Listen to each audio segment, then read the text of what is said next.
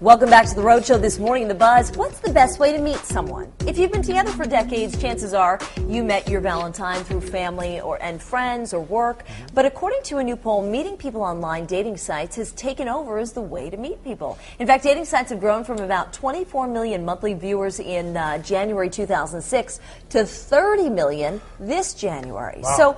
So do you know people who've met online? I do. I actually, my cousin Ashley. Now this is crazy. You met her online? No. Oh, okay. Yeah. She's 28 years old, so she's my age. She met her husband. They've been married 5 years now.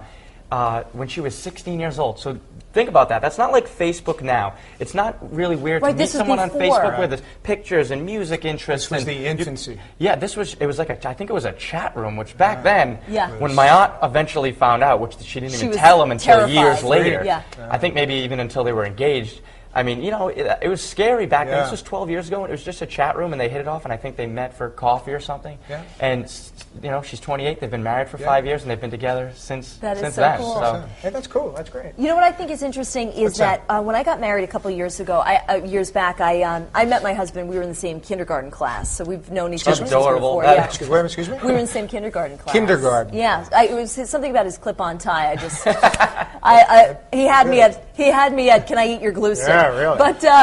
But when we were getting married, there was someone who we went to Kleinfeld's to try on the dresses and everything like that. Kleinfeld's, And when we were there was a woman who was saying, talking about her fiance, but she didn't say how they met. And then later on, we ran into them in the street, and they said, well, I didn't want to say anything, but we met online. And I said, that's a modern love story. Yeah, I was going to say that. There's People no shame in it. feel nowadays, like, they still feel a little, I met online, but 30 million people. Yeah, I mean, that's... And I think it's a great way, especially with these eHarmony sites. You know, you tailor just to your interests and values. I know a guy who did it, got engaged, was ready to do it, and then all of a sudden, at the last second, she pulled the ripcord and said, I'm out. Yeah, it doesn't always work Me, out.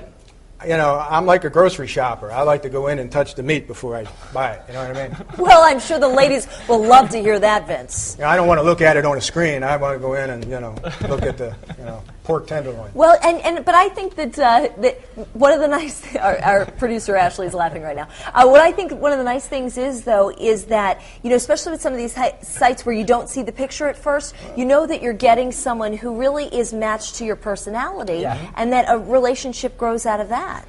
I like here's what I like to meet someone and out in a social setting, whether it's at a restaurant or I meet people after comedy shows and stuff like that.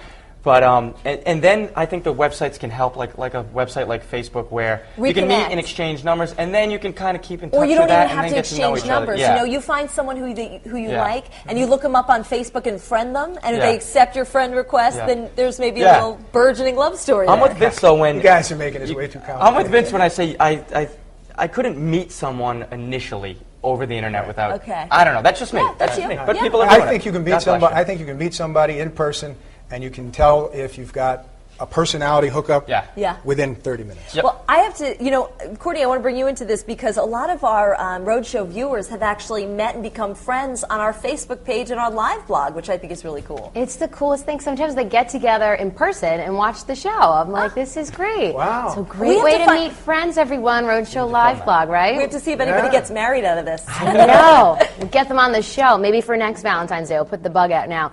So we're just talking on the live blog about significant others. Some of them have stories that started in high school, and Smokey Wolf says actually her ex that introduced her, and it all started back then, and her parents wouldn't let them see each other, but they did anyway. They used to sneak around, and here they are today. So not too bad. We have a ton of stories on our Facebook page right now. Let me skip to the poll. Sorry about that. We're asking, how did you meet your Valentine? This is on our homepage, foxprovidence.com.